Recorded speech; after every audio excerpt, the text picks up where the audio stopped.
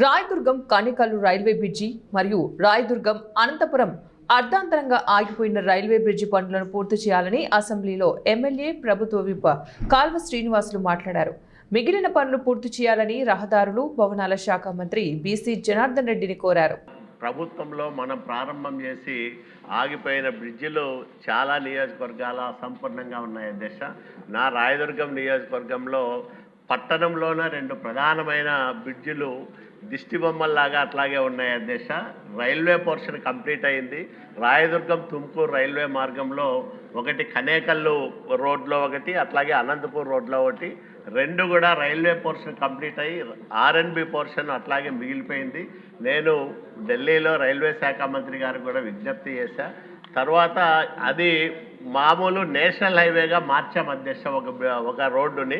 కాబట్టి నేషనల్ హైవేలో ఒక అవకాశం ఉందంట అధ్యక్ష. 1 టైమ్ ఇంప్రూవ్మెంట్ కింద పథకం కింద ఒక బ్రిడ్జ్ తీసుకునే అవకాశం ఉందని, తాజాగా అది 544 DD అయింది కాబట్టి 51,75,00,000 రూపాయల ఖర్చు కాగల ఒక ప్రతిపాదనలను నేషనల్ హైవేకి సమర్పించాం అధ్యక్ష. గౌరవ మంత్రి గారు ఆయన పలుకుబడిని ఉపయోగించి ఆ బ్రిడ్జిని మంజూరయ్యే విధంగా చూడాలని మీ ద్వారా గౌరవ మంత్రి గారిని కోరుకుంటున్నాను అధ్యక్ష. మంత్రి గారు కూడా ఇప్పుడే నా దృష్టికి కూడా వచ్చింది.